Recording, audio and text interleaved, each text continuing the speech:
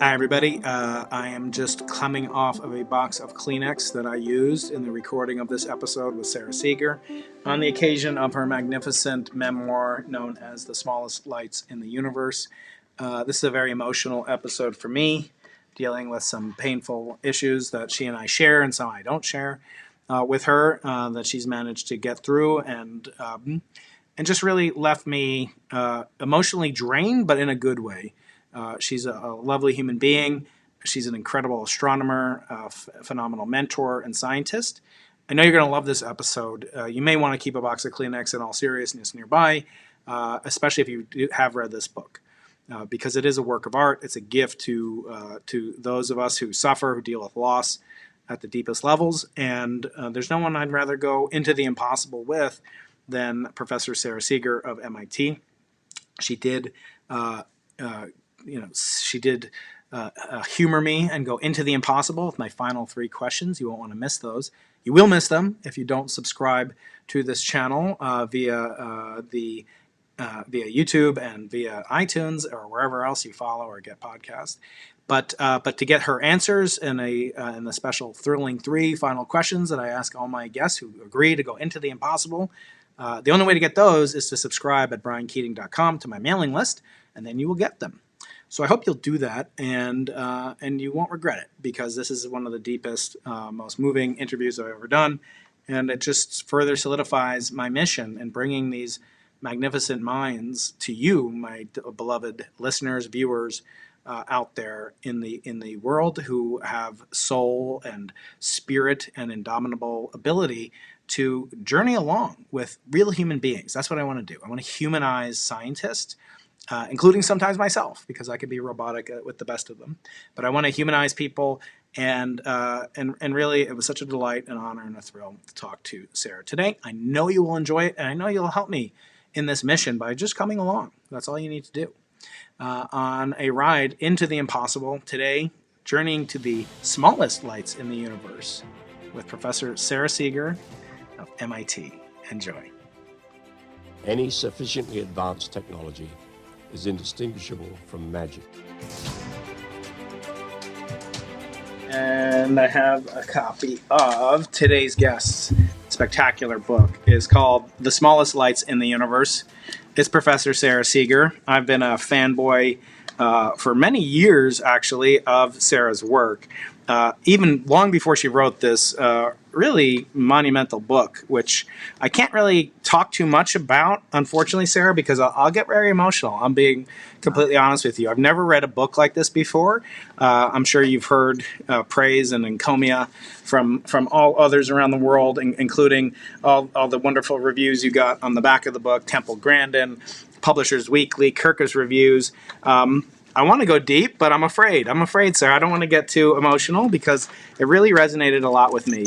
But I want to first congratulate you and thank you for this gift that you've given to the world, this book called The Smallest Lights in the Universe, in addition to all the gifts you've given in terms of other worlds that you've helped to discover. And we'll talk about that. First, I want to ask you, thank you, and ask you, how are you doing today? Doing well, thanks. It's springtime here, and it's warming up, and it's good. Yeah, life is good in the springtime. So, I followed your career. We're about, kind of contemporaries in age. And I've always found with you that I was never jealous of your success. I just saw it and I was just astounded. I felt, as they said, of when Stephen Hawking met Yakov Zeldovich, who is a mentor of one of my close mentors, Alex Polnareff. Stephen Hawking said, "I didn't think you really existed. I thought you were a collective, like Bourbaki." And I thought that about you until, very recently when I discovered you are an individual. So the first thing I want to ask, as I do with all my guests, it kind of gets us into the flow of the conversation, is this book has a title and a very small subtitle. The subtitle is a memoir. I want to ask you, as I ask people, which is the advice that you're never supposed to judge a book by its cover. I always judge books by its cover. And I assume a lot of effort went into choosing not only the cover, but the title. And I want to ask you, where did you come up with it? What's the origin story of the title and the cover design of this book? Well, the title actually has 2 different meanings. And you're supposed to get it yourself from reading the book, but I'll give the spoiler. The smallest lights of the universe, the smallest lights in the universe, it refers to the other Earths. We're trying to find out, are we alone?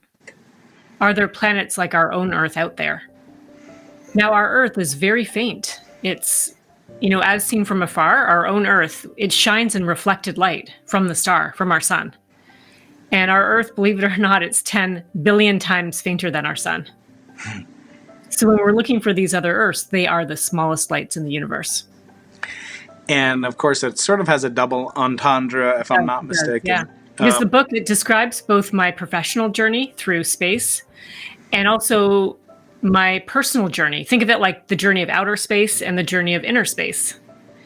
And in the journey of inner space, it has a more lonely meaning even. And if you think those Earths just out there floating through the vastness of space, it seems a bit lonely. But this other sense, it's about grief and depression, and when you're like fall off a cliff into the deep abyss, what kind of pulls you out of that are the little tiny glimmers of hope. You have to hold on to those, and those I also call the smallest lights in the universe. And it's a story of multiple. I'm already getting emotional. This is no good. It's never happened. When I talk to Sir Roger Penrose, I don't choke up like this. Right. But it's a love. He didn't write.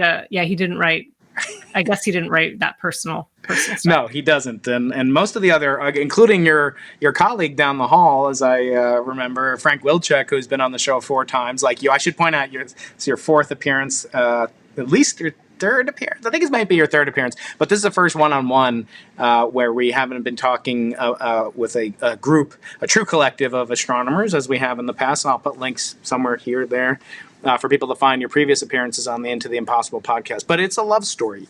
It's a series of love stories. It's a story of self-love and kind of discovery as well. It's very unusual. And, you point out that, a lot of the things that you go through in this book, there's no manual. My own father passed away when I was about the same age your father was, when he passed away of a similar kind of malady. And, I remember the experience I had after it of I felt scared for my own life. That not that I was going to die of the exact same thing, which, obviously there's some probability if your parents have cancer, and we should take this opportunity for people to get screened and so forth as a service. But actually that I was kind of lost and without an anchor or mooring, and floating through space. I wonder, I wasn't married at that time. I didn't have any children. When you were going through these episodes, what was, kind of your solace, or at least the first time? Because I don't think there's anything that can prepare. It's not that much of a spoiler to say also your husband, Michael, passed away, your first husband. And I should say, first of all, I want to thank your husband, Charles Darrow, who put us in touch many months ago when news of phosphine discovery on Venus took place. We'll talk about that later. So shout out to Charles, who's a fellow amateur astronomer, but also, semi-professional in some ways too. But you went through these series of tragedies that no one should really experience for many, until they're much older. But there's no handbook. There's no instruction manual. As complicated as the instruction manual that you wrote for NASA for a star shade, as complicated, at least it exists. When you have a child, when you lose a parent, there's no instruction manual. There's no instruction manual on how to write a book like this. How did you do it? Well, there's a lot of questions in there, but you were first going to ask me if I had an anchor. And I suppose I did, actually. And one of my anchors was my children, because as you know, anyone who's had children, if they're really little, like 2 years old, you can't ignore them and just go off on your own little universe of grief. And the other was my work. I just love my work, and being able to focus on it, everything goes away. And my work was my solace, actually. Does it happen to you, Brian? Like you start programming or whatever your thing is, and you just get so absorbed in it, and the other stuff just goes away for a while. It does. And certainly, as I think MIT alum Richard Feynman once said, at least as a professor, you have your teaching, because if you fall, into disarray with your research, you can always say, I'm doing something productive. And in fact, that's one of the highest callings there is. One thing I learned from this professor, Alex Polnareff, my mentor, who was communicated to him by his mentor, Yakov Zeldovich, was that the word scientist in Russian means someone who is taught. It probably means a man who is taught, but be that as it may, it means someone who was taught. And it made me think we have an obligation because we were taught. And you talk about the roles of your father and of kind of the stars and your work as a type of teacher, as a mentor and guiding you. But you strike me as someone who's always been incredibly independent and not necessarily, to prove other people wrong. I think sometimes people use this, like, their rejections and failure as like rocket fuel to propel them to do better. And I'll show you, your high school girlfriend or boyfriend who rejected me. No, I don't get that sense at all. I think it is true that our work can do that. For me, also, I have to say it is my burgeoning faith or curiosity about existential questions, and I do want to talk to you about that.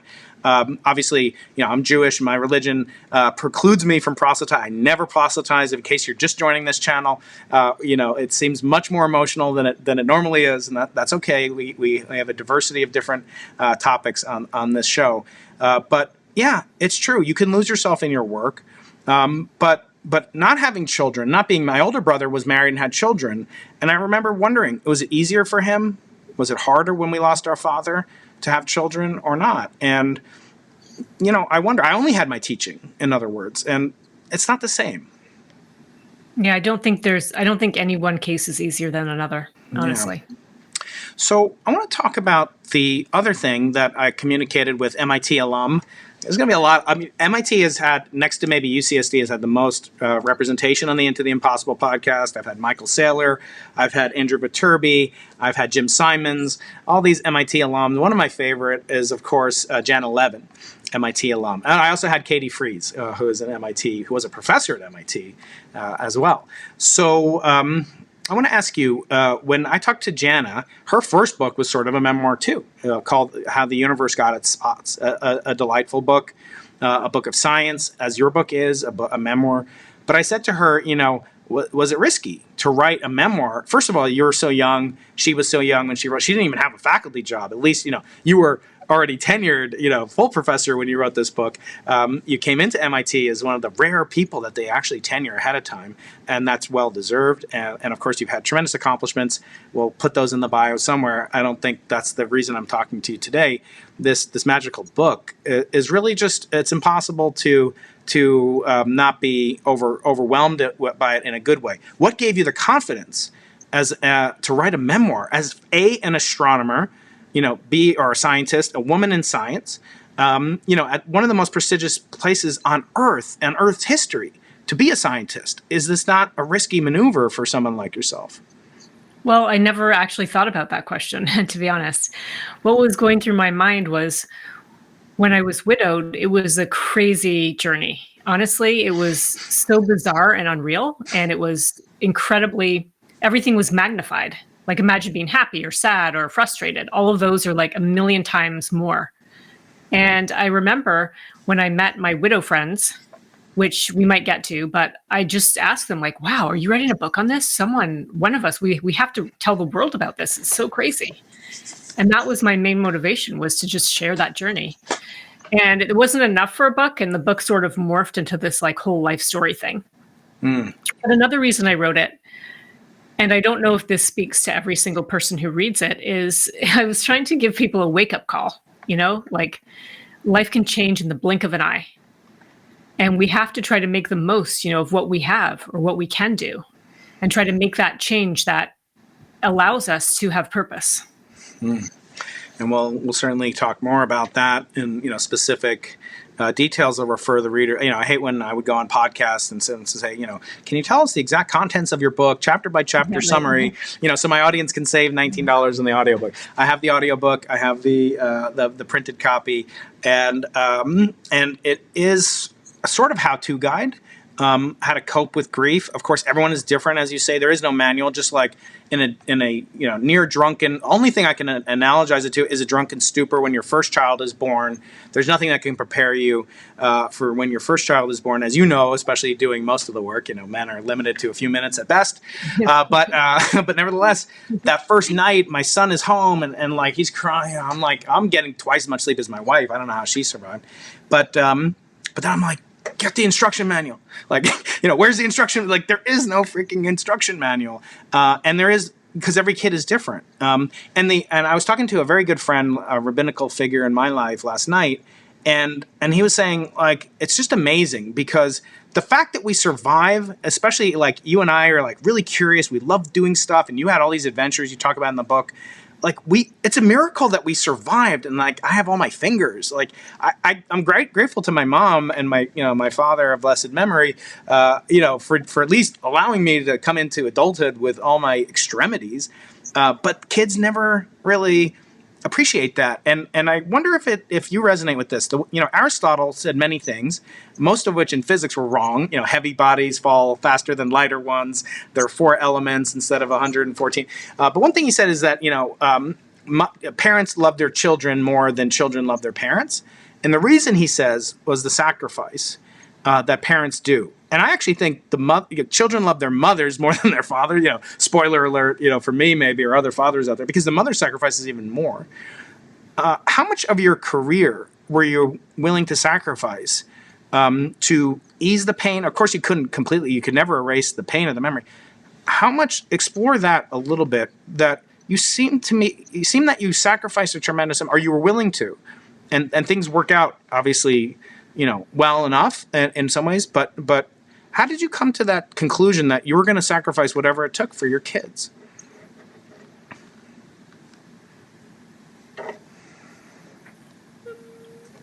The thing is, I don't know that I really thought it through. Like, if you look back, it might look that way, but I wasn't like, okay, let me make my pie chart of how much time I have for this or that, and a weighted function about where I should be spending my time and how. I just sort of, just like you described when the firstborn is born, you don't really have a plan. You just kind of go with it. And when you had these opportunities, I like it because now, you explored a lot more, obviously, as a woman in science, which I think would be good to talk about. You were dealing with sometimes a lot of men in science, and sometimes even women or men that didn't have children. And I find this quite frequently. I get a lot of complaints. I hear a lot of complaints. Why are parents getting so much free time during COVID or relief, et cetera, et cetera? And you talk about in great detail how you had to arrange to get a prize, the Sackler Award, which is one of the most prestigious prizes in astronomy. You had to you went to Israel for 2 days, right? I mean, who does that? Well, there's a lot of different factors, and certainly I'm just trying to remember now because I'm in this wonderful phase where my children are almost grown up. My oldest will be 18 soon, and they can cook, and they're very responsible. They can shop and cook. They've had a job. They can manage money. The older one has been driving for over a year. So we're kind of almost there. But when they were little, it's a lot because, it's really tough. The one you're talking about I was a single mom. And as you know, like in academia, we tend to move around, so we don't have family nearby. And many of us are somewhat estranged from our family, let's say. Also, as people have kids older and older, the grandparents are too old to, effectively take care of the kids. So I don't have anybody. And then I got this wonderful award. And the one thing about this Sackler Prize is you actually have to physically go to Israel to participate in the talks and to receive the award. And I was just like, wow, I'm going to be half a world away from my kids. And at that time, I didn't have anyone else. I was widowed. I didn't have anyone I could trust, to take care of them overnight. What if something went wrong? This is what's going through my head. What if they break their leg or they get hit by a car? That's just parenting anxiousness. How can I be that far away? Because you can't just get on the bus and come home. Even if you plan by the next flight, it might be a day later. And then it takes a day to get back. As you know, you've got to change planes in New York, and the lines are really long, or they were. All that's going through my head. I just don't know. And then I just thought of the one person who I could trust, which was the children's Aunt Rachel. And I just explained it to her. Can you please come here for a few days? And she did. And so that, really highlighted to me that, if the world's... You might not have thought about that, right? Right. That's the thing. A lot of people just wouldn't have the funny thing is the other thing women would stress about is what should I wear? Oh my God, I have clothes. But okay, that's not equal to leaving the kids a continent away. But, no, that's right. And then there's other things too. I just remember one time I waited till I had a permanent job and I had a cash flow so I could hire a nanny. It all worked out. I tried to have kids young, but I got a job so that I could just have my life a bit easier. But anyway, the nanny showed up at a certain time, and then there was a meeting in town for one of my collaborations, but that meeting started slightly before, I'd have time to get ready and drive and park at this meeting. And I just remember how hard it was. I had to wake up the two little kids. And, it's like breastfeeding one kid, like getting them dressed, whatever they need, getting them somehow, keeping the morning going, getting myself like looking half decent, even getting a shower is like nearly impossible. And then getting to the meeting. I remember all I had to do, and I got to that meeting on time, which was probably like 8 a.m. or 8:30. I got into my seat and I was like, no one has any idea what I did up until this point, like what an uphill battle I had to just get to that meeting on time, like awake, caffeinated, dressed. Yeah. Yeah, it's like that. And so that happened a lot. And now, of course, I don't have that now. And I'd forgotten until these questions how hard it was. But there's definitely a lot of that. Yeah. And that's conferences, before COVID, we were always traveling all the time. And, just how to handle the conferences even when I was married to my first husband, it's a real burden to leave the kids behind with him. Yeah. Yeah. I mean, for my part, I think about things in terms of, Shabbats, like the Friday night dinner. You get 1,000 of them with each kid, 18 years times 52 weeks a year. And I ask myself, and I've given up a lot, in terms of, not the level of prestige that you would have been if you turned down the Sackler Award, but nevertheless, meetings and just professional kind of relations and playing a different role. And I try to rekindle some of that through these podcasts where I get to, have all the fun of meeting brilliant colleagues without gaining, the 10 pounds that I typically do, from all the muffins and sedentary activity. So this podcast is my attempt at dieting and but also mental feeding my mind. And when I couldn't help but think when I read this book, something I thought about a little bit, which is that this is the only time I'm ever going to be able to write these words. In that, it's not like a journal, where I've made, erratum, I've had to submit corrections, and you might know of a certain event that led to this thing behind me there, where it was very. Well, I've read the book, so yes, I've read. Yeah, but you can retract, right? You can recant, but a memoir you can't retract. Although Charles Barkley, the famous NBA basketball player, said he was misquoted in his autobiography, and that takes a lot. But I want to ask you, putting this in amber, freezing this time.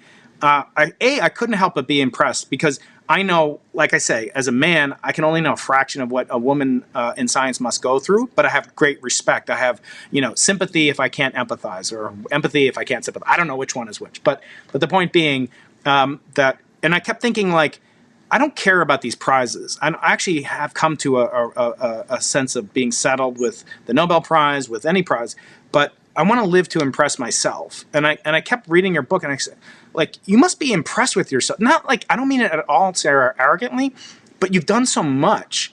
Was that kind of liberating to put it on paper? And like, did it clarify, as Soren Kierkegaard said, life must be lived forward, but can only be understood looking backwards. And I always see that as a metaphor for the telescope. Like, did these things make sense in retrospect, or were they worth it? Obviously not the death of somebody, but like the challenges, the struggles that you went through. You're very candid about your, the different, kind of challenges you had, learning issues and what have you that you overcame, and so forth. Was this kind of liberating to put it in amber?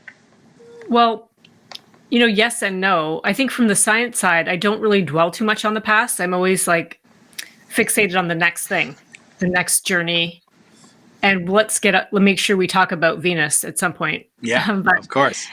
I'm really more looking forward than looking back. But sometimes when I look back, it's only to remind myself that I can, like, the Venus thing is somewhat complex because we have a mission we want to send, more than one mission to Venus. And so if I need to look back, it's only say, look, I did that stuff before. I can definitely do this other more ambitious stuff now. Mm-hmm. But the book was liberating just from the personal viewpoint to get all that out. It was incredibly cathartic. It's almost like, do you ever have, I don't know if men do this, but for women, girl talk. You always talk to your friends and you dump stuff. And then all of a sudden you feel better, but your friend just feels a lot worse. And so it's sort of like that with the book. I just feel so good. Yeah. But I know every time people read it, like you, and especially it strikes a chord or strikes a nerve with some people and then they feel bad. So I feel a bit bad about that. But I just feel liberated for just getting it all together and making sense of all the personal stuff, I think, was really tough. Yeah. Carl Sagan had his widow, Anne Druyan, on my podcast, as well as his daughter, Sasha Sagan, who's an amazing author. And they were the first mother-daughter team. Soon I'm going to have Jim Gates, another MIT alum who's been on the show 3 times, but I'm going to have him and his daughter, Delilah, who's getting a PhD at your alma mater at Harvard with Andy Strominger. But thinking back, and kind of this way that you handled, these setbacks and challenges, I think I look at you and I see, potentially, correct me if I'm wrong, you were kind of hooked as a kid on astronomy, and really the sky in some sense became a form of therapy. And you just talked about like this conversation you have with your girlfriends. And yeah, I do it too. It's called my therapist. No, I don't have a therapist. I'm actually going to be, but I am going to start advertising a therapy company at some point has reached out to me to do advertising. And first I was like, I don't need that, whatever. And they're like, you get a free session with our psychologist. And I'm like, is that enough? Do I get any drugs in this deal? No, I'm just kidding. I'm not going to get any drugs. But I started thinking like I used to have a personal trainer, years ago, or when I do martial arts. I have a coach. I have a flight instructor when I do my little putting around the sky. And so what's wrong with having a therapist? What's wrong with having, and if people don't have it in their family or their spouse or their partner, they don't have partners, there's no stigma in my mind to doing it, because it's really trying to perfect yourself, right? And coach yourself and make yourself better. By the way, just 1 second, because I just realized my computer's not plugged in, so I'm just going to, just before I had... Sorry. Let me just start. I paused it for a second. Okay. Okay, so we're back. Yeah, go ahead. Yeah, so I actually did go to therapy for about 2 years. Before I had my own children, I thought my childhood was so destructively traumatic. I had to sort through all that because I wanted to be healed before I had my own children. So I'm not sure where this thread was going, but I really support it if you find the right person. Yeah, no, I agree. And one of my rabbis has said to me something like, and rabbis or, ministers, priests, whatever, they can serve a similar role, but they've said things like, our job as parents is to pass along only half of our neuroses to our kids. If we all do that after, 10 generations, there'll be almost no trace of our original starting point. But I want to talk about, as in physics, we often talk about differential equations, and of course these need to be solved applying both boundary conditions and initial conditions. I want to talk about your initial conditions, what got you into astronomy.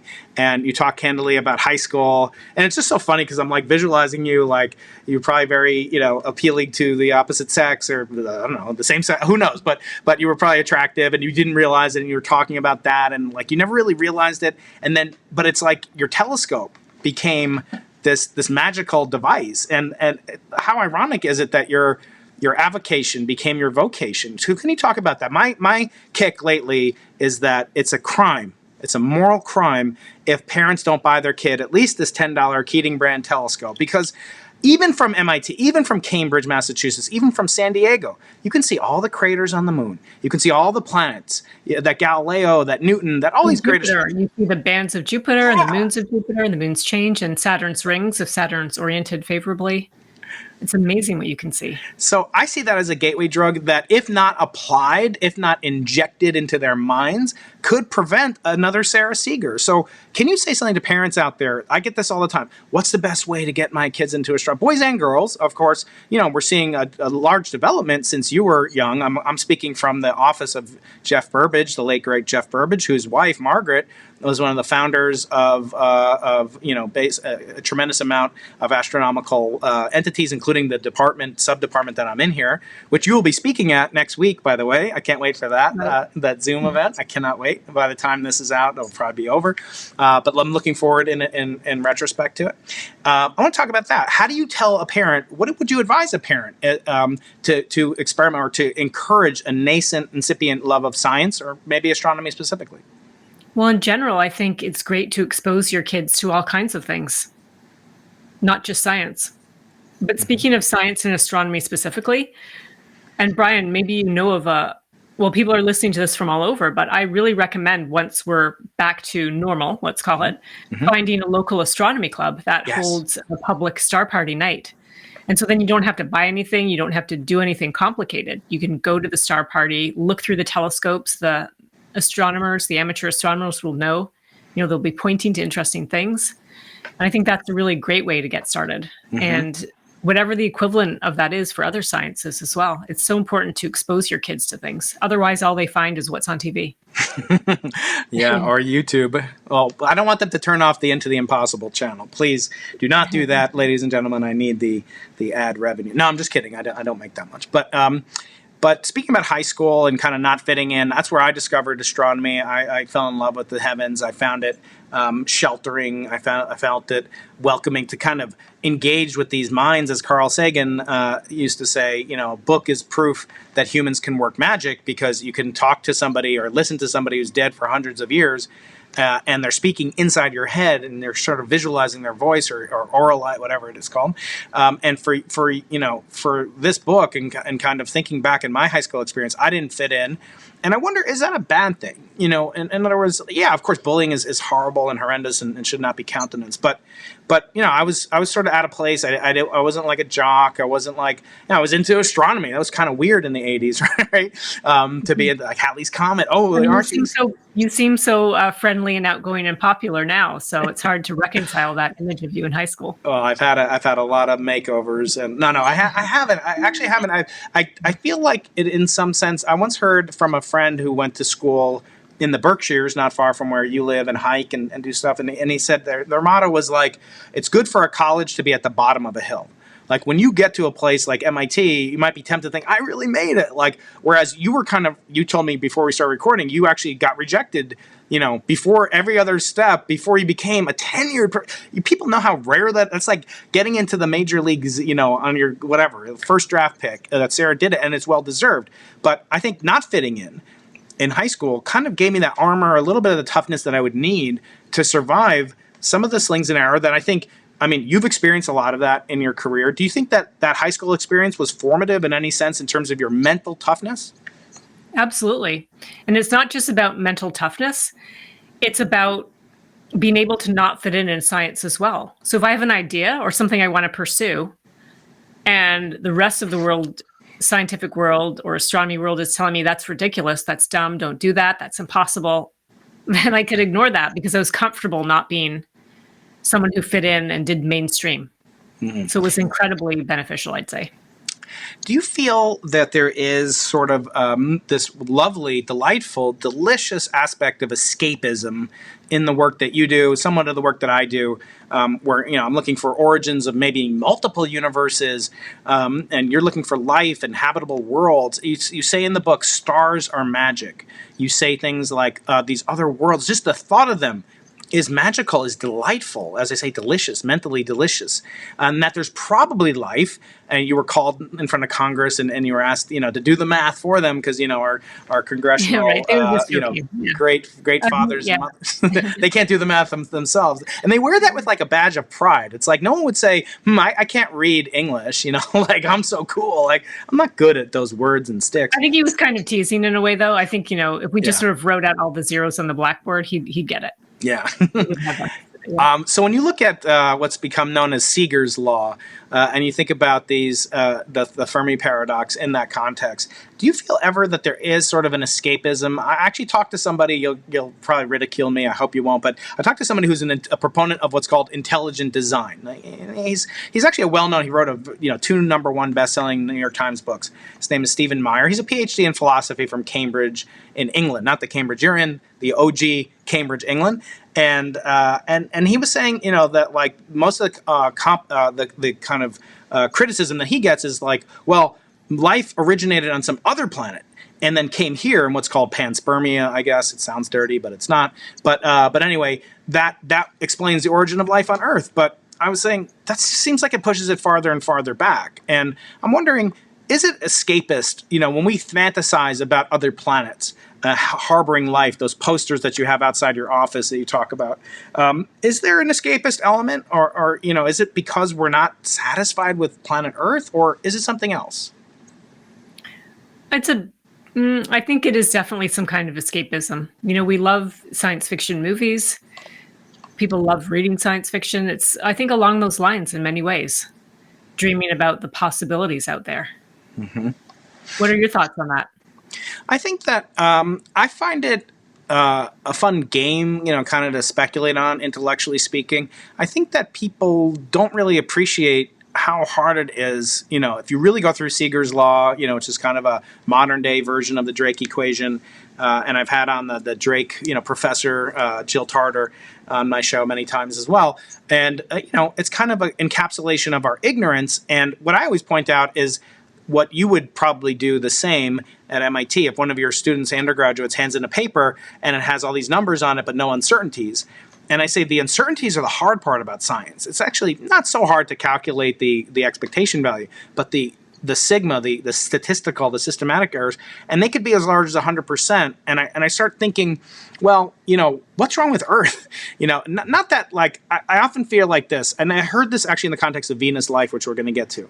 And it was like, wouldn't it be amazing, if we found evidence for life? It would mean that we're not alone in some cosmic sense, and that would mean that there's high probability. Okay, that's true, but like right now, you and I are 99.7% similar to chimpanzees and bonobos.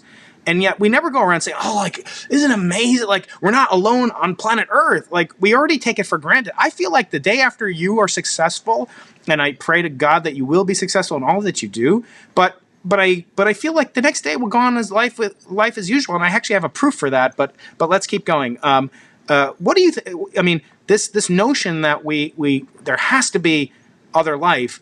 I think, like, why don't we look on Earth and say how magical and wonderful it is to be on Earth, and kind of say we should be satisfied. Not that we shouldn't look, but isn't that enough? Well, it's funny thing how you say that, because it's an and, not an or. It doesn't have to be, oh, life is amazing on Earth, or it's so great to try to find life elsewhere. We can do all those things. And I often find, Feynman, again, MIT alum, I should look up what year he graduated, but he, he said, like, why is it okay to wax poetically about Jupiter if he's a Greek god, but it's not okay if he's just a ball of methane? And I started thinking, well, I don't know how much, like, people say, oh, we're just like cosmic pollution and we're cosmic, star stuff, as many people have said. I don't know that makes me feel bigger, in a sense. Like, I feel like we are the only known form of life. We're certainly the only technological life. That doesn't preclude it. Yeah, as you say, and statements are powerful. But I kind of feel like we don't appreciate how good we are, or how unique and magical we are on Earth. And I'm not, I'm all for looking and hopefully finding even. And maybe we'd be able to do that with technology that my colleagues and I are building on the Simons Observatory. But do you think people would react differently? Let's say tomorrow, unequivocal evidence, proof positive, whatever that means in science, there is some life form on Venus producing phosphine. Do you think that humanity would react differently 3 weeks later?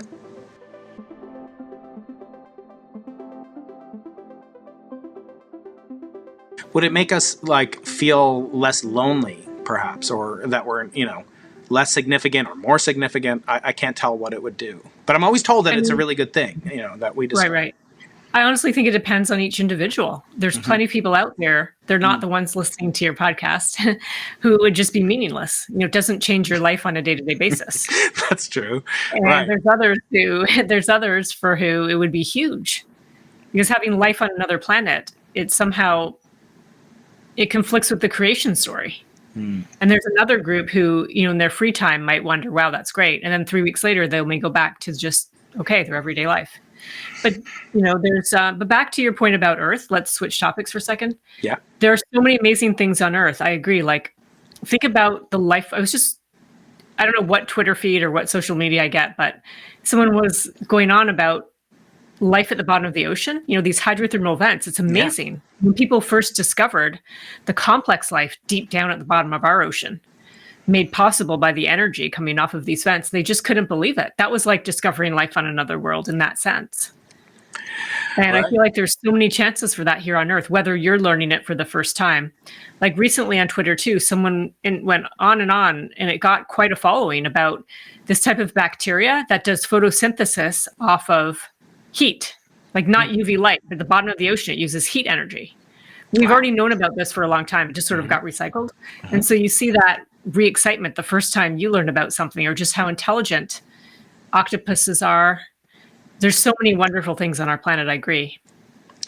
Yeah.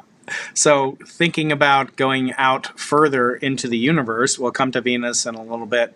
A large portion of the book is kind of the quotidian struggle to get to take care of business as a professor, as an astronomer. And most people think that we sit around and we just gaze up at the heavens and we're waxing rhapsodically about it and so forth. But actually, it's a lot about like, well, why didn't that graduate student, finish, her prelim in time so that she could deploy to Chile to take data for this? It's like the concrete's not there, or I've got this 198 page, LOI. Right. People don't realize, there's a large part of your job and my job that is like any other manager's job, really. You have to have the strategy, the staffing, the budget plan, the project management, and you've got to make sure everything happens when it's supposed to so the whole project can move forward. It's so true. Yes. And I don't know, do they at MIT? Is there any training on like how to be a professor, how to run a lab, how to be a manager? No.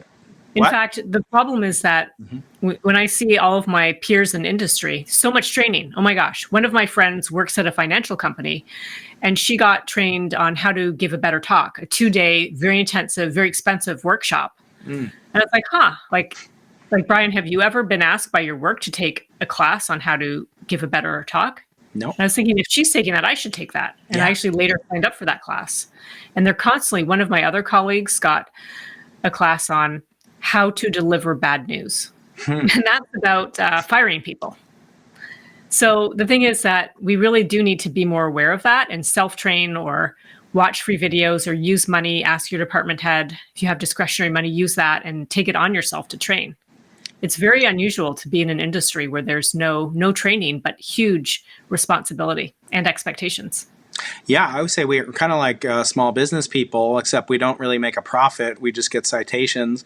But we have. That's what I say. You're like an entrepreneur, and you have to constantly keep stuff moving and figure new things out and solve really hard frontiers problems, all wrapped together. I always say the same thing. Yeah, it's funny. Yeah, it'd be great to kind of take a master class from you, and we can riff on these things. But I always say, that, and also Sarah, with public speaking. Those two things combined together in outreach, I feel like it's sort of a moral obligation in the sense that, I'm a professor at a state university. I'm being paid by the taxpayers. If we've got an NSF or NASA grants, we're paid by the taxpayer. And yet we never really exchange the information with the public. The public is left with this impression that, well, Sarah and Brian are kind of like specialists and they work on specialized things. And I wouldn't go down to the hospital and just start using the MRI machine. So why do I think? But it's a little bit different, because we are public servants in a certain sense. And then I hear from my colleagues, I'm not good at that. And I say, oh, yeah? Well, were you good at quantum field theory when you were, 13 years old? I bet you weren't. Even these are the most brilliant people in the world. And no, of course not. So how'd you get good at it? I studied it. Well, you made it a priority, you dedicated resources, you put in the effort and the sweat equity, and you became good at it, right? What makes you think you can't do that as a manager, as a public speaker, as an outreacher? And it's just, they just don't prioritize it. So I no longer have sympathy for my colleagues anymore, because it's like anything else. If you want to be better at it, like you said, you took this class. I think that's so cool. Actually, my students that are foreign students, I had students from China, from Thailand, from Uganda, over the past decade. That's one of the best things about being a professor, right? We get to meet people we would never meet, and our kids get to meet somebody, completely different religion, looks different, acts different, whatever. And they come into our house or we go to their house. It's one of the best parts about being an academic. But one of the things I did is I paid for my students to go to like a Toastmasters, my graduate. Yes. I'm so glad you did that. And it was great. And then I'm like, why am I only doing it for my students from other countries? Like my American-born students, they need to know it. And so I've tried to do that. It is a little bit more challenging, but as you say, there are online resources or videos. You just have to make it a priority. So take it from these two doctors, Brian and Sarah, that this is something that technically minded people should do, because I always say there's no skill, there's no job description, Sarah, and you can agree or not, but like the scientist, like it's a series of like a trillion, micro skills that we synthesize together if we're successful into a macro skill. It's true. I like how you've parsed that.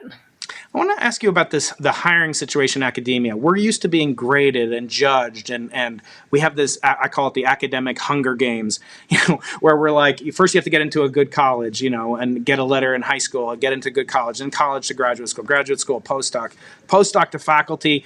But in between postdoc and faculty, a tremendous phase transition occurs where it's almost trivial to get a postdoc nowadays if you're halfway competent. I mean, and all my students are 100% competent, but they've never been unemployed ever after graduating from graduate school. And that doesn't mean academia, but then it becomes impossible. And it's like, I'm into the impossible, but you went into the impossible by getting tenured on your, on the opening day of being but what do you make of this situation? And I use a terrible analogy. I'm sure you can find a better one. It's kind of like, imagine the baseball league in America, where AAA, which is the step below being in the major leagues, imagine that was easy to get into. Like I could get into it. But then getting into the majors is just as hard as it is now. What do you attribute that to? That kind of there's this abundance of postdoc opportunities. Is it moral to postdocs to set them up for almost certain failure? It's almost impossible to be a professor nowadays, I would say. I think we've really ruined the system. We've done a real disservice by, as you said, making a bloated postdoc level. And I think, and Brian, you may know the answer to this, but there was some point along the way where funding agencies, private and government, for some reason, they just wanted to have more and more postdoc programs. It's easier to get money to create a postdoc program than a new faculty slot. And so that's how it happened. We ended up having way too many postdocs where people are essentially dedicating the prime of their lives and not necessarily getting to where they want to go. And then it continues, the Hunger Games continue for 7 years or so until tenure can take place. And a lot of faculty don't get their first independent research grant until they're in their 40s. And maybe we need fewer grad students too, because it's starting there, I think. On the other hand, I heard from the president, not personally, but from the president of MIT, it said something like, we could admit 100% more students and not dilute the quality of MIT one bit. Meaning that they reject so many people, and there's so many qualified people out there. Undergraduates. Yeah. And it made me think, well, like, why aren't we training? Like, imagine a society where there was, twice as many MIT educated students or whatever, or UCSD educated. We reject a lot of people too. What would the world look like? Do we need more scientists if we're going to get to the stars and live on Mars or the cloud surfing on Venus or whatever? He'll tell us about or go to TRAPPIST, like my friend Adam Bergasser, former MIT colleague of yours probably, says go to TRAPPIST and have a vacation there. If we're going to do that, it seems like we do need more STEM scientists and that pipeline. So on one hand, we need a young cadre of people willing to put in the work and do the training. We need people to train them, I suppose, until AI takes over. Like your colleague Max Tegmark and I chatted about. But then finally, I'm not asking for a solution, but I mean, do we need more STEM people? I mean, we're always hearing that. We need more STEM, we need more STEM. We do. It's not so they'll go in exoplanets or any other kind of astronomy, but we live in an increasing technological society. I mean, think about even your car now. They all have computers, and when something goes wrong, you actually have to either you have a device or you take it to the garage and they plug something into it and it tells them what went wrong where. So just to have people keep things going, invent new things, yes, we need a lot more people in STEM. Yeah. And I think you had a lot of hands-on experience with telescopes, et cetera. I want to talk a little bit about graduate students and postdocs, et cetera, and being a mentor. Because again, it's one of these things like being a parent. There's no manual. There's no how-to guide. There's no what to expect. You probably ruin your first one, like my older brother was ruined. I'm convinced, but just kidding, Kevin, if he's out there. But we don't get trained how to do it, and I wonder, how do you approach the job of mentorship? It's like a biathlon being a professor. Like you have to be really good technically, and then you have to ski like hell sometimes, and then sometimes you have to hold your breath and focus and hold the gun or the bow and arrow. What is your philosophy as a mentor? You've had so many great, proteges. I don't even know, mentees, mentos. I don't know what you call them, but the point is, you've done a lot of teaching. What is your philosophy in terms of mentorship? Not teaching, but in terms of mentorship, where I think it's more important to have wisdom than knowledge, in some sense. Yes. Well, I always try to get to know the student and find the right project for the right person. Because everyone has a different skill set and a different kind of thing that they're going to resonate with. So that's the number one. And number two is that and this is true, I only know the students at MIT, the graduate students, but they're typically very good technically. And they may not need to be taught programming but they need to be taught a whole other set of skills, like how to think creatively. They need room to grow in that area. How to think like a scientist, how to think big, and not just like when you're an undergrad and you're going from problem set to problem set, like predefined set of tasks. And yeah, those are, and how to choose a problem, how to identify something that they're going to love doing that is actually going to be able to make change.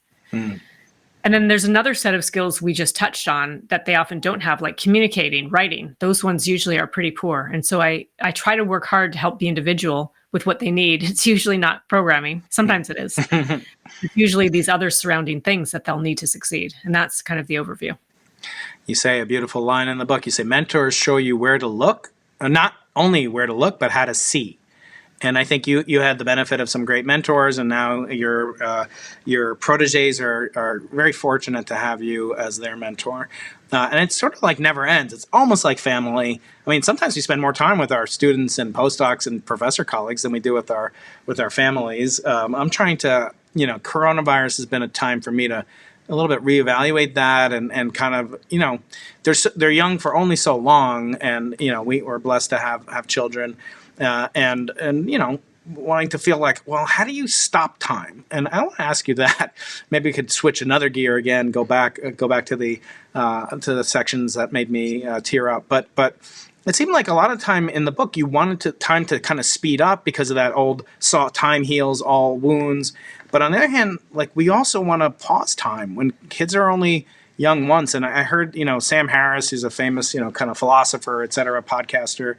And he said, the most precious commodity there is not even time, because we all waste time watching cat videos or Into the Impossible podcast with Brian Keating. No, I wish he said that, but he didn't say that. We all waste enough time, but it's attention. He claims attention is the most precious commodity. I say no. I say innocence is the most precious commodity. Because like I've interviewed people that are like war veterans and stuff, Sarah, and they've killed people. And they're like, I can never unsee it. I can never undo it. And they needed to do it. They would have died. And it gives me chills, to think about that. But in a sense, like if they didn't do it, they wouldn't be talking to me. But on the other hand, they can never get it back. And so I feel, how do I apply those lessons? Like wisdom is benefiting from the failures and experiences of others so you don't have to make them yourself. And for me, I wonder, like, would you stop time? Or are you comfortable, or would you speed up time? I mean, they're the two different things. Like waiting is the hardest part, and then like I wish I could turn back the clock. Which do you cleave more towards? Well, I love the concept of stopping time for special or poignant moments. I remember when my second born was 6 months old, and I realized I wasn't going to be having more children. I had 2, which I love dearly. I really wanted 5. I know you have, I think 5, but it just wasn't going to happen emotionally, financially, like having the nanny, sending them to the Montessori school, just the time and my energy level wasn't happening. And I remember 6 months to 12 months being like an amazing time with the firstborn. So I'm like, I got to pause time. If I could pause time, I would. But instead of pausing time, because of course we have no control over that, I just took extra time to enjoy, to pay attention, spend more time in that. I don't know if you remember that phase. It's so great. They're so funny. Like they just have smiles and they're happy and they're not necessarily mobile yet. So they won't just kind of go off and do stuff. You can take them anywhere. So happy and joyful. So I pause time in my own way. So I think I'd go for that pausing time. Yeah, I think so too. I always say there's multiple scales of time where time becomes important. And the 2 or 3 hours of clock elapsed proper time between dinner and bedtime can feel like an eternity, because I need water, I need a graham cracker, I need to go to the bathroom, I need to go to the bathroom again because I had the water. Time, yeah, they're trying to pause time. They're trying to stop, and they're better than we are. And of course, they want to grow up really fast. And, I've actually explored maybe not mysticism, but, at least in Judaism, there is, there's prayer. And I started thinking, like prayer, I feel kind of corny. Like I'm asking God if God exists, which I don't even know if I believe 100% in either. But I'm asking God to suspend the laws of the universe just for Brian Keating's benefit. Like when you see a house on, that's on smoking, or a car that's on fire, and praying, oh, it's not mine. That means you're praying it's happening to somebody else. So I don't know how I feel about prayer, but I see a meditative value. And I think about, like meditation might be, and I had Deepak Chopra on the podcast a couple weeks ago. Oh, wow. And he talked a little bit about like his, splitting life into 4 quadrants, basically like birth and growth, accumulation of resources, expending resources, and then he calls it preparing for death. And I was like, would you pause any of those? He's like, I pause each one of those by meditation. In other words, just like thinking and contemplating. I wonder, do you have any like daily habits or now that your kids are a little bit older and it's not like, well, they need to go to the hospital today, and they're really young. Well, the one broke apparently he broke his hand the other day. Oh no, I'm sorry. Yeah, it's okay. He's old enough to figure it out on his own. So he came back from a soccer game and his hand was really hurting a lot. And he's like, well, I'm not going to go to the doctor because they're not going to do anything. And then a week later, he's like, my hand still hurts just as much. I think I should probably go to the doctor. So do you have any like daily rituals or weekly rituals? Do you have any, signposts to mark time's passage other than the seasons, obviously, on a daily basis or a seasonal basis, or the quarter system or semester? I mean, I wish I had a really great philosophical, deep answer for you, but I don't really. I mean, I try to take some time each day to reflect. Just on that day or the week. And I do think about my goals, like personal and professional, and ask, can I do better? What's not getting my attention? What's my main thing I want to move forward? So I have that kind of level, and I'm also Jewish, as you may or may not know. Yeah, I know. Not very observant, but we do try to catch the important holidays like Passover. I'm not sure if you want a timestamp on this, but Passover's coming up soon. Mm-hmm. And we usually have a brisket or something in a special meal. And we used to go through the whole Seder. But lately, I think we're just going to tell the Passover story, not go through every element. And just so for fun, we're going to have turkey this year because we accidentally got 2 turkeys at Thanksgiving. And one of them has been taking up so much space in the freezer. We have to have a special occasion. It's not the same freezer that took up a cat, is it, Sarah? No. Different freezer. Okay, thank God. We still have that same freezer, but that's not where the turkey is right now. So I do, but I'm not as contemplative as you.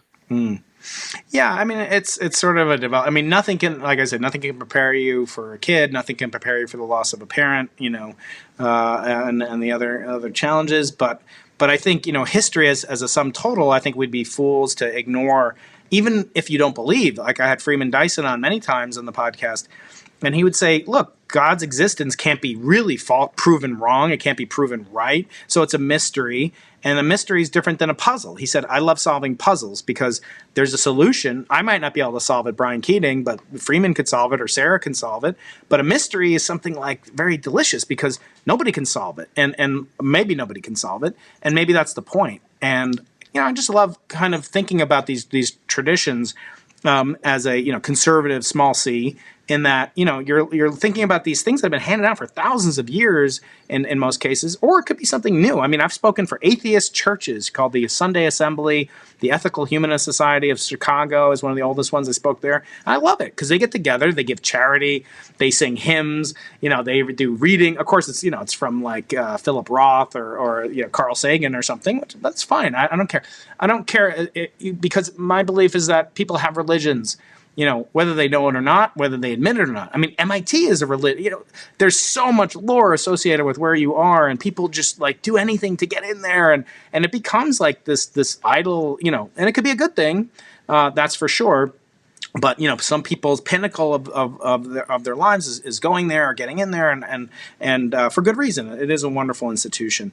But I think it's important to have rituals, kind of outside of your work and have at least one day. I command my graduate students, I'm not God, but I say, you can't work 7 days a week. Otherwise, you are like enslaved. You may love your work. You may be a total nerd and love it so much, but you need time to relax. You need time to breathe. And that comes through in the book because you take time out And one of the greatest triumphs of your life had nothing to do with the lab.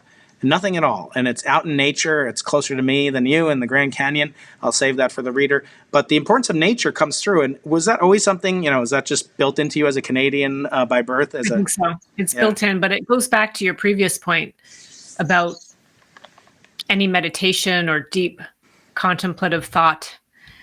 And that's what nature does for me. That's like my meditation. And a lot of people, I think. So I always love going out and spending the day outside, doing hiking or in the past canoeing or what have you. But yes, definitely. Yeah, it does seem to reach that state of what people call flow. I'm having Stephen Kotler, who's written a lot of books with Peter Diamandis, who is a MIT alum. You may know Peter Diamandis. He writes a lot of books about exponential growth and so forth, but he has a book called The Art of the Impossible, I think, and he's coming on to talk about flow states and how you get into them and how they're very much drug-like, but it's kind of like a healthy drug because you make it yourself. Right. And of course, you can go too much and do too much adrenaline junkying. But okay, so next I want to go to this very important topic: how we met the first time with your wonderful, handsome husband, brilliant husband Charles Darrow, who put me in touch with you. I thank Charles so much for doing that. And that was on the occasion of an announcement made back in September, I believe it was, of a discovery of a molecule on Venus known as phosphine, which my crude attempt to think about is kind of like ammonia, but with a phosphorus molecule. Is that right, Sarah? You can think of it that way. So talk about what that discovery was all about and what is the status of that discovery now? Well, in looking for signs of life elsewhere, we're trying to find gases that don't belong. And believe it or not, it was nearly 100 years ago, James Jeans, a famous astronomer, thought about this. He acknowledged that in our atmosphere here on Earth, oxygen fills our atmosphere to 20% by volume. But without photosynthetic life, plants and photosynthetic bacteria, there'd be virtually no oxygen. Right. And so even he wrote about, wow, you could look for a gas somewhere else and that doesn't belong. Like oxygen here on Earth, it's highly reactive. It wouldn't be in our atmosphere unless it's continually replenished.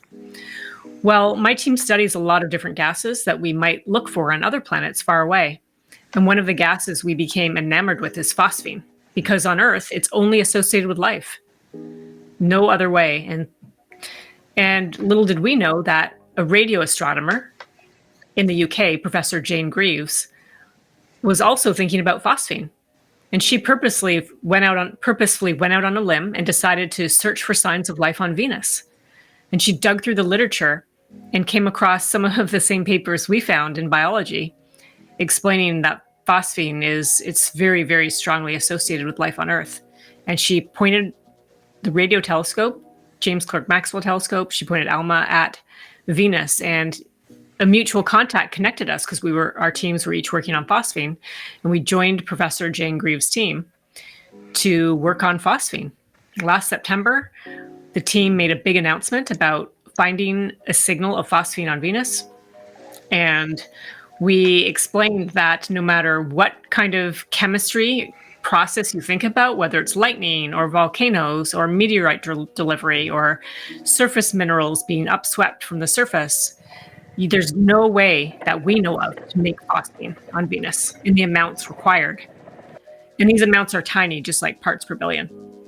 So we speculated, perhaps, we have no way to know, of course, but maybe it's life-producing phosphine. So that was a big announcement. The world loved it. The chemists hated it, by the way. They, on social media and email chains, they went negatively wild in a very angry way. And now we're about 6 months later. I just wanted you to know there's no, that I know of, there's no published paper coming up with a chemical process that can produce phosphine on Venus. Yeah, despite all that. What's not as rosy of a picture is astronomers looked at the data. And for one of the data sets, ALMA, so far, no other group who's looked at this data has found a signal of phosphine. We stand by our data analysis. With the James Clerk Maxwell telescope data, people have revisited that as well. That's the great thing about astronomy today is we always make our data public, pretty much always. And when people look at the JCMT data, they do find a signal. And those groups who find that signal, they work hard to say it's not phosphine. that instead it is another gas. There's a gas, sulfur dioxide. And right at the moment where we're at is that we're finding that sulfur dioxide might explain a tiny amount of the signal, but so far we can't see a way that explains the whole signal, because you'd need far more sulfur dioxide, than has ever been seen on Venus. So we're still waiting for this to unfold, actually. And this is something that might take a long time. Think about methane on Mars. If you've interviewed anyone on that one, it's 15 years later. I think most people believe there's methane on Mars, but it's still somewhat controversial. Yeah, I mean, of course, there have been a lot of great discoveries that kind of attract a lot of attention, including discoveries I've participated in. And one thing and I'm not. This is not a criticism of the current description that you made, but maybe preceding events, including maybe my own even, is that the public will find out, and it will always be on page one. The New York Times, the Boston Globe, or whatever you guys have over there, the San Diego Union Tribune over here for my friends over there. But then if there is a question, or there is even, God forbid, a retraction, a recantation, then it's on, page B, 52 of the Saturday edition. That's the least read of all 7 editions. And so I feel like, my controversial, proposals that experiments should keep in reserve a budget equal to 25% of their PR for retractions. And I also think it goes along with what we said concomitantly with the fact we never get taught how to teach, how to be mentors, how to be parents, whatever. But we also never get taught, like, what are the ethics of being a professor? Making this announcement, like, if a professor needs to get tenure, and then or he or a graduate student needs to graduate, and they might have questions, and maybe they don't go ahead with their concerns because there's no ethical training. I mean, there is formally, yes, you don't copy research, you quote sources, you don't plagiarize, but very different from the kind of unique events that go on. So anyway, that's just kind of back to this. Right, I know, but back to this phosphine for a moment. Yeah. I mean, I think the good thing about modern day practices is we make our scripts public, the data is public, and people have a chance to work through it all, actually. And I think actually in the case of phosphine, I don't know if it's been front page news, but it's been pretty front and center. The controversy is quite well out there being discussed. So yeah. But there's this really interesting thing about phosphine. So phosphine aside, this debate, this controversy, this discussion, it has reshined a light on Venus. And it's helped people see, I mean, you have a lot of kids. Isn't it true there's always the ignored sibling? There's usually the one sibling who gets all the attention, and at the opposite end, there's one who's always ignored. It could be. So I always see uncommon, Venus. Yeah. Yeah, I always see Venus as that ignored. Right, Mars gets all Mars is getting all the attention. So this amazing thing is happening now. We're working really hard on a mission concept, small, medium, and large, 3 different ones, or repeated small ones, to go to Venus and to search for not just phosphine, but other gases that are out of equilibrium, that don't belong. We're going to search for signs of life, and maybe even life itself. Independent of my work, there's other people. There's a young person on the team, a postdoc, who actually, he wrote a photochemistry code to help explain the presence of phosphine. And he decided to apply it to Venus in general, not talking about phosphine. And he's actually, seems like he's been able to explain a couple of longstanding chemical anomalies in the Venus atmosphere. And this sort of in a roundabout way could, like, imagine a universe where, okay, the phosphine debate kind of goes on, but it enabled us to find signs of life or life itself through a totally different pathway. But just because the phosphine debate brought Venus back to the forefront. Yeah, that's kind of the ultimate in extremophiles that you were talking about earlier. And you mentioned in the book that there were, you have this theory, and what I love is the candor in the book. Like, you had this theory with some postdocs that, like, maybe every gas is produced by life in an atmosphere. And then, like, you went to someone at Harvard, name escapes me right now, but he said, no, there's plenty, here's like 3 of them. And you say, as an aside, he named there are multiple ones that aren't produced by life. And as an aside, only one would have been sufficient. It kind of reminded me of there was a book in 1929 written. It was titled 100 Scientists Against Albert Einstein. And it was all these German Nazi scientists that were dismayed that he had left Germany and gone to America and were besmirching, and several of them were Nobel laureates. But Einstein is reported to have quipped, if I was really wrong, it would have only required one person. I was thinking about that when you're... I want to talk a little bit, and so I'll have links to the Venus Life website. Is that still one of the premier places for people to go? Yes. Okay, great. You can get updates there we put news articles there, so yes. And I'm still hoping to get Jane on the podcast at some point. And I do follow it, and I do... By the way, one more thing about that Yeah. I forgot to tell you. So for Professor Jane Greaves right now, it's a full-time job just responding to all of these... all the articles coming out saying phosphine, either the signal's not there or the signal is there, but it's not phosphine. It's literally a full-time job for her. I believe it, and I want to explore that dark side, if you will indulge me with some forbearance, Sarah. So you may know your crosstown neighbor, Avi Loeb, came out with a controversial book, which at the end of which mentions your discoveries of potential discovery of phosphine produced potentially by life on Venus. And that's towards the end of the book, but in the meantime, he's gotten a tremendous amount, not for that, but a tremendous amount of criticism for this discovery that he claims Oumuamua, this interstellar interloper that was not naturally made, that it was made not by man or woman, but by some sentient technology, some civilization, the direction of which is completely unknown to him, but nevertheless, that the preponderance of evidence, of course, he's a good scientist, a great scientist, and would never say it's 100% sure that it is.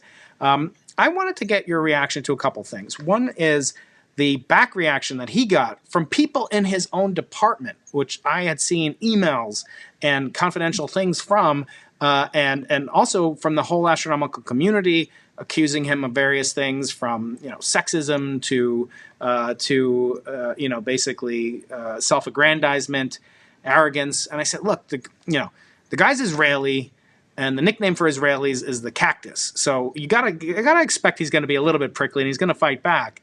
But I felt and I sense, even to this day, some of the attention is caused by Avi. I think he displayed a poor lack of respect and collegiality for Jill Tarter in a well-known video. He's apologized to her, as I understand it. But so there's some self-inflicted wounds. But I sensed another sort of amount of heat that came down. And that was not scientific, even though it was perpetrated by other scientists. Can you say something about that? When it's not like you've discovered a new type of type 2 superconductor. It's not going to cause A, the same headlines, but B, the same hostility. And I wonder if it's true that some of the negative attention is coming because the stakes are so high, jealousy, envy, or what your reaction is and how you handle it. Are you talking about phosphine now? Yeah, or phosphine, and first phosphine, and then if you want to comment on what's going on with Avi, that would be sure. interesting. Maybe you have more insight into this. I have no idea why people were so hostile. The chemists, especially, unbelievably hostile. And like I said, they didn't follow up. We welcome. Please write a paper. You can exclude us from. How you get to suggest who not to review, exclude us. We just haven't seen that. And even the observers, some of them would send us a note saying, you can, or they in the abstract said, okay, you can retract now. We're not going to retract now. We're not why would we? We still find a signal in the way we analyze the data. But that level of anger was just, I've never seen that before. And I don't know what it is actually. And, phosphine or not, I don't know if this will sound arrogant, but we're influencers. That word they use, influencers, for dog items or fashion. Right. Now Venus is popular now. Yeah. That's just a fact, actually. Yeah. So don't know. So what do you think it is? I think there's a combination. I think I did sense sort of a patronizing, kind of malice in some sense that yes, the chemist or the astrochemist or the astrobiologist, you're out of your depth, you're out of your lane, whatever you want to say. And I don't know Jane at all, personally, Professor Jane Greaves, but I'm hoping to, as I say, to have her on the podcast, talk about her work as well. But I feel like there is a certain amount of, it's almost impossible not to get attention. All the press conferences. Those were very rare until the 1980s. There was never like a press conference. You talk about that in your book, yeah. Yeah. And I think it's dangerous, it turns it into this celebrity and fashion and so forth when, that's not really what science is about. And I had this conversation. The thing is, you've got to drill down then you've got to work with Nature and Science and the other prominent journals and say, look, please don't do this. Just let people talk about it all along. Let them get feedback. Don't hold it there. But I just want to give you one example of hostility. The reason why I didn't take any of this personally, and I didn't think that, we don't know what we're doing. Like, I never thought that, because one of the very first things that happened was a prominent planetary scientist who led one of the big missions immediately email blasted this list that has a few hundred people and said, we all know, well, I don't know what the tone was, but it factually just said, look, we all know that Jupiter and Saturn have phosphine. As if to dismiss phosphine as even ever being able to be associated by life. But Jupiter and Saturn have a lot of hydrogen. Yeah. Venus has almost no hydrogen. Jupiter and Saturn have high temperatures and pressures beneath their atmosphere. Phosphorus wants to be with hydrogen in that case.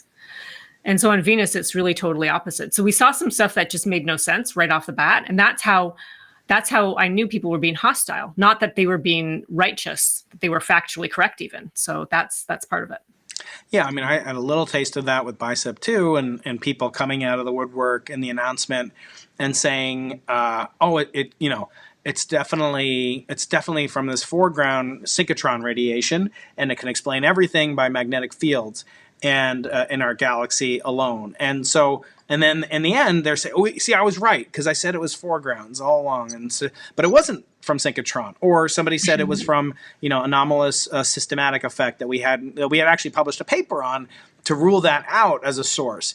But because we were clear that we didn't understand the underlying cause of it, but we limited it, excluded it from being a cause of the B mode signal, potentially from inflation, that we were claiming putatively to have detected, we were right. It was a systematic. And so, yeah, there is unavoidably, there's this phenomenon that, Italians have some term for it, and it means you get shot the most when you're over the target. and I think it's a sign. Yeah, you're right.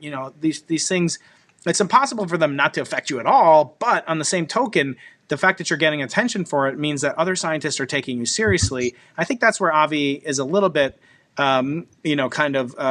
distracted by a lot of the criticism. I mean, he will point out, so-and-so, that's criticizing me hasn't written a single paper, and here's 76 papers that I've written just about Oumuamua. But I also think that there's a risk when you talk about alien life. I mean, it's just impossible not to conjure up, science fiction movies and bad prosthetic foreheads and on camera. And I think, that doesn't mean it's not worth doing, but I think it lends itself. And we have Professor Shelley Wright here, who's a good friend of mine, a colleague at UCSD. And, she struggles. She's one of the few people who, can confer degrees in the search for extraterrestrial technology. I mean, there's only a handful of groups. And Avi claims, there's fewer than one alien hand, which only has 4 fingers, as we know. But I do think there's kind of that a little bit of envy that can take place in the profession. I think it can be amplified by secrecy. So it's good to be as open as possible. I think that was one thing we could have done a little bit better back then. But I want to ask you, in the closing moments that we have, if you have a little bit more time, I want to talk about, there is one, it's funny because you do say in the book, as an offhand comment, you say, Venus is too hot for life. I mean, you do say that in one part in the book. So that's the only typo I could find in the entire book, because we don't know if Venus is too hot for life, right? I'm hoping that you're right. I want to ask about collaboration. So I did a study when I was writing my book of a bunch of studies on Nobel Prize winning collaborations. So these are the most successful collaborations, and they tended to dissolve soon after the Nobel Prize was awarded, soon after the discovery was confirmed, and there was just a lot of jealousy and rivalry. Is there a danger in some of the work that you're doing? You might be a victim of your own success. You've accomplished so much so quickly, and you're paving the way forward. But do you ever worry about the health of a collaboration and how best to maintain it under these stressful circumstances? Because you never get trained on here's how to speak to the media. We never get trained on here's how to react when people are speaking in the media about you. So how do you nucleate, cultivate, and kind of inculcate these values in your collaboration to fellow team members? That's a tough one. That's really a hard question. Right now, my mind actually went to a slightly different topic right now, and that is that, when any kind of young astronomer working in exoplanet atmospheres thinks they're going to find signs of life on an exoplanet atmosphere, and they might. Yeah. And it's the problem of the field growing too big for the resources we have at hand. I mean, the real heroes, when you want to think about it, are the ones who built the James Webb Space Telescope. But now there's any number of an end user. So it's different from your work where you had to get the money, get the strategy, build everything from scratch, deploy it, get the data. Here we are using we hope to use the James Webb Space Telescope, a giant facility. But it's almost like a lottery who's going to be the one to get to observe the planet that if it does end up having a sign of life. So we have a lot of competition, not in a collaboration, but kind of in the whole community. I think there's there's collaboration, but there's also a lot of angst, I think.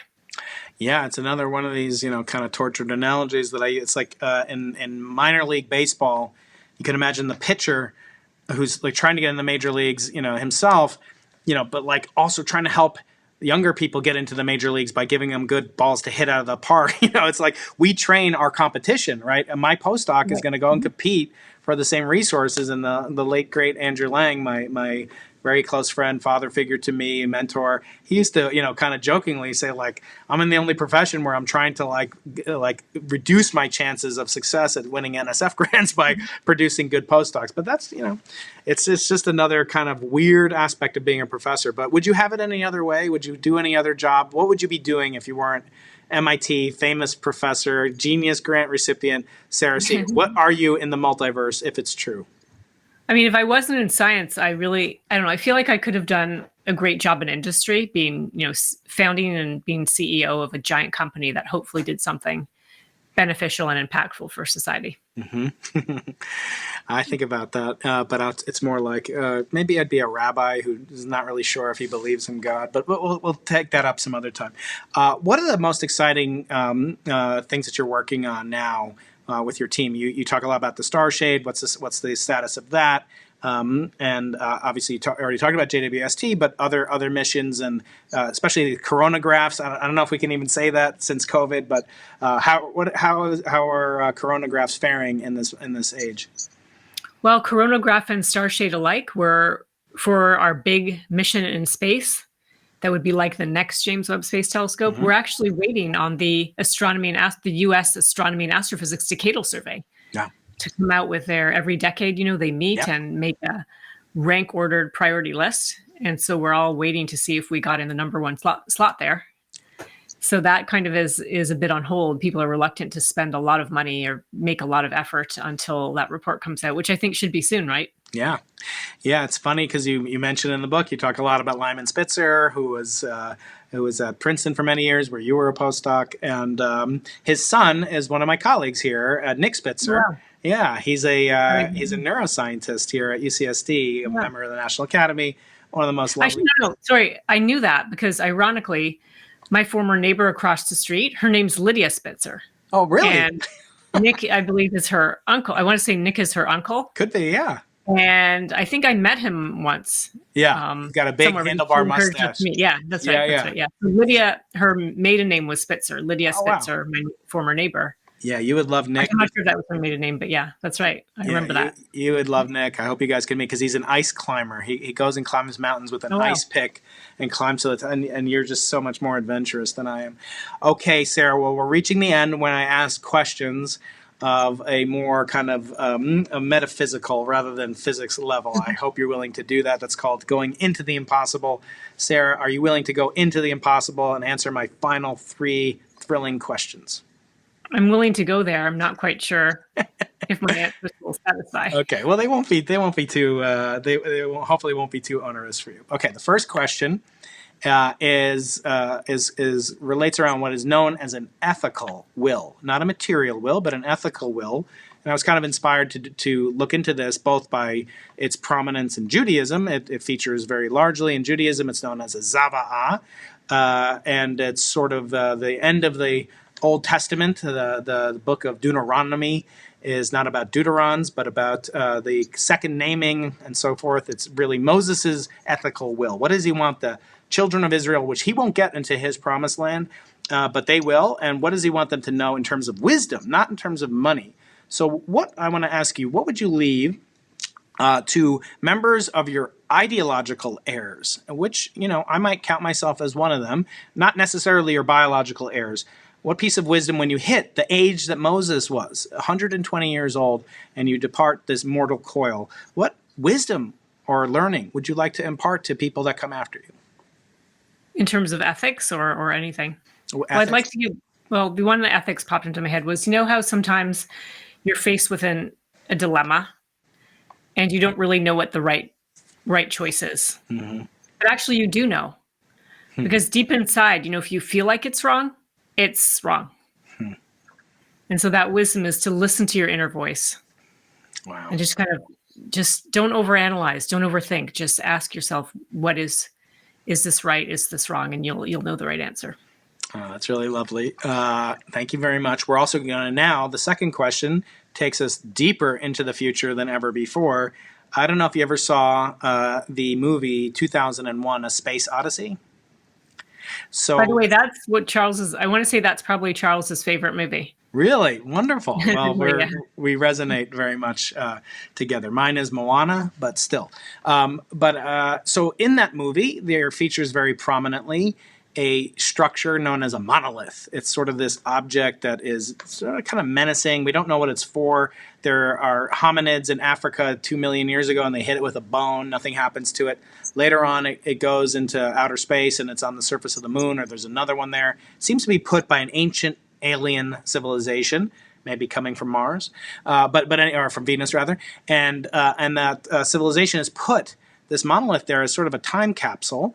And I want to ask you, if you had a time capsule that could last, as this thing did, for hundreds of millions of years, what information, what knowledge would you put on it, in it, around it? Don't make it a USB, because I don't think they'll have readers in a billion years. But what would you inscribe on it as a summary of maybe the knowledge that you've gleaned or the wisdom of humanity as a whole? Wow, that's a big question. How much space do you imagine on this? Well, you can write in 0-point font. And I'll give you a little guidance how Richard Feynman answered the question, if you like. But he, he's only virtually on my show. So I guess I'd want to capture both, like, our biggest disasters as humanity and also our biggest achievements. I'd have to go away and think about what those actually are. Like, you think of the world wars, you think of overpopulation as being the bad things, and some of the great ones we've solved, like the ozone hole. We actually figured out that chemistry. Not me, but Mario Molino and others. Who was here at UCSD? He was right. Is at UCSD. And he was at MIT, of course, when he that's true. Did out. He was at UCSD. Just sorry, that was just solving that problem and changing coolants so that we could not have that problem. So I would kind of want to capture, like, the biggest horrendous disasters we had, and then also the ones that we overcame and the good things that we did as humanity. Wow. As lessons learned time capsule. Yeah, that's right. Not just we were here, but we mattered. Yeah, I asked Andurian, it was Carl Sagan's widow, I asked her, what would you put on it or in it? And she's like, I already did that. What are you talking about? She her brainwaves were recorded on the Voyager 1 golden disc right after she fell in love with Carl Sagan. So it's very poignant to hear that from her. Okay, Sarah, last question before you go back to ordering Canada. So what does it mean that you're a member? You're the Order of Canada. You're an officer. What do I have to salute you? What does that mean? Well, Officer of the Order of Canada it's like an honorary position, like one of the medals of achievement the United States will give to its citizens. Ah, wonderful. Okay, last question. Now we're going to go backwards in time, Sarah. We went forwards in time 1 billion years just a second ago. Now we're going to go backwards in time. But by the way, to hear all of Sarah's answers, you're going to have to subscribe to the newsletter that I put out, and many of our guests are co-subscribers, and that you can get at briankeating.com. You'll get Sarah's answers to the thrilling 3 and maybe a giveaway or two. Well, we're talking about some fun giveaways before we started recording, but to hear Sarah's answers, you're going to have to go subscribe to the mailing list. But the final question for Professor Sara Seager, an inspiration to many, and including me, is going backwards in time, Sarah. So Sir Arthur C. Clarke, again, so I'm the co-director here at UCSD of the Arthur C. Clarke Center for Human Imagination. And as part of that, we run the Into the Impossible podcast, the name of which derives from one of Arthur's famous 3 laws, one of which is any sufficiently advanced technology is indistinguishable from magic. And the voice you hear saying that at the beginning of each one of my recordings is Sir Arthur C. Clarke saying that famous phrase. His second law, which I use around the faculty meetings, is for every expert, there's an equal and opposite expert. And his third law is the only way of discovering the limits of the possible is to venture a little way past them into the impossible. And I want to ask you, Sarah, I have my suspicions, but I want to ask you as a 20-year-old, a 30-year-old, advice to your former self. What advice would you give to give younger version of Sarah the courage to go, as you did, into the impossible? Well, I think I would tell the younger version and to all those people out there who are different in some way that you can take advantage of that difference. If you're really different in some way from everyone around you, you can actually use that to your advantage in the future. That's really lovely, Sarah. And I want to thank you so much, not only for your time today, but for this gift to astronomers, to lay people. It's really as close as you could get to maybe not a how-to guide, not a manual on how to do all these things that you've accomplished in your life, but to really serve as a guiding point that you're not alone and that there are fellow small lights in the universe. And I find it very poignant, extremely emotional. I'm very proud of myself. I may not be a member of an officer of some order of Canada, of some maple leaf or whatever, but I made it through without crying. I did choke up. I promised you I would get verklempt, but I didn't lose it. And I'm very proud of myself, Sarah, because you are a spectacular writer, an amazing individual, and I'm honored that you spent your time with me today. Thank you so much, Brian. It was a pleasure. Any sufficiently advanced technology is indistinguishable from magic.